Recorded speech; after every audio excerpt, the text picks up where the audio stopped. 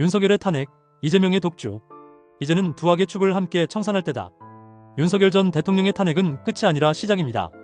비상계엄이라는 반헌법적 도박수로 헌정 질서를 무너뜨린 윤 전 대통령이 역사의 무대에서 퇴장한 지금, 이제 국민은 또 다른 위협인 이재명 더불어민주당 대표를 향해 눈을 돌려야 합니다.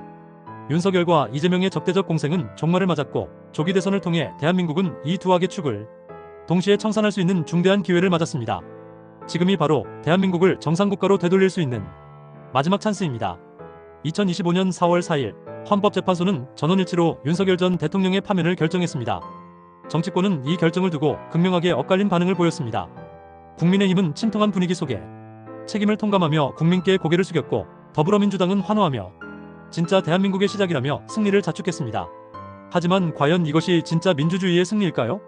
윤석열 전 대통령의 퇴장은 이미 예고된 일이었습니다.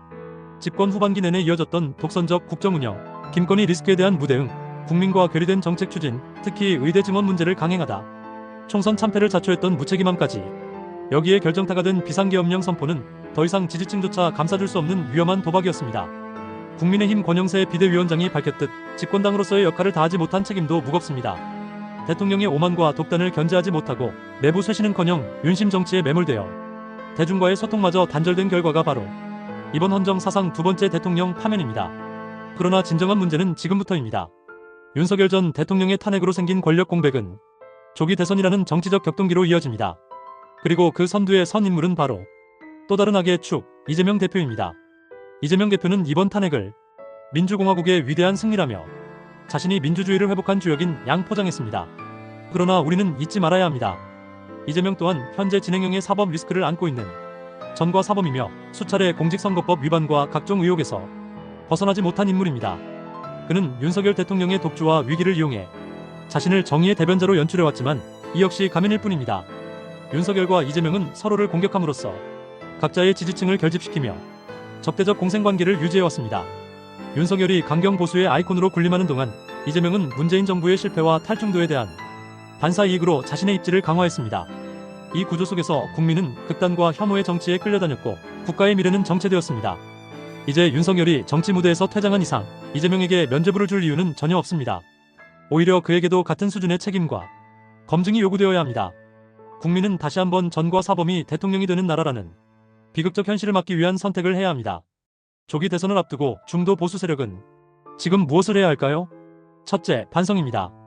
윤석열 대통령을 견제하지 못한 데 대한 통렬한 자기 성찰이 필요합니다.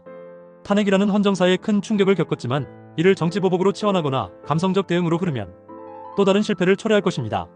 이제는 진정한 혁신, 진정성 있는 쇄신만이 국민의 신뢰를 되찾을 수 있는 유일한 길입니다. 둘째, 보수의 재정비입니다. 윤심 정치는 끝났습니다.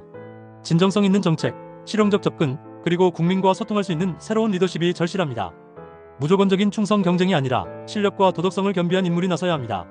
중도 보수는 이념적 강경성이 아니라 상식과 균형감을 바탕으로 다시 국민의 신뢰를 회복해야 합니다.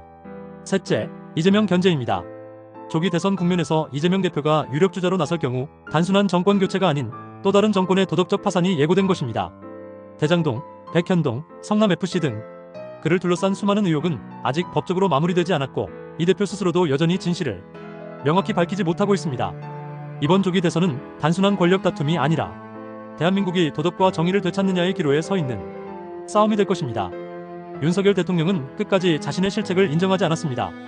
계엄령이 이 시간 만에 해제된 뒤에도 그는 이 시간짜리 내란이 어디 있느냐, 경고성 계엄이었다는 궤변을 늘어놓았습니다. 탄핵 심판에서조차 국민 앞에 고개를 숙이지 않았습니다. 그의 승부사적 정치 인생은 결국 고립무원의 탄핵이라는 결말을 맞았습니다. 이제 남은 것은 이재명입니다. 윤석열이 사라진 지금 이재명이 자신을 민주주의의 수호자로 포장하며 권력을 향해 달려간다면 국민은 다시 한번 위기에 빠질 수밖에 없습니다. 범죄 혐의를 안고 대통령이 되겠다는 발상은 민주주의의 모독이며 헌정 질서에 대한 또 다른 위협입니다.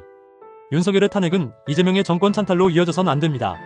둘 중 누구도 대한민국의 미래를 대표할 자격이 없습니다. 이제 중도 보수는 갈 길이 분명해졌습니다. 기회는 왔고 국민도 달라졌습니다.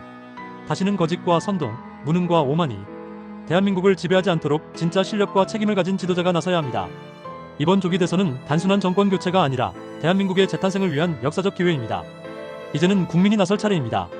법은 피했을지 몰라도 국민의 심판은 피할 수 없습니다. 이재명의 시대를 열게 둘 것인지 아니면 이번 기회에 두 악의 축을 함께 청산하고 진정한 정상국가로 나아갈 것인지 그 판단은 오롯이 국민의 몫입니다. 탄핵은 끝이 아니라 시작이다. 대한민국의 대전환 지금부터다.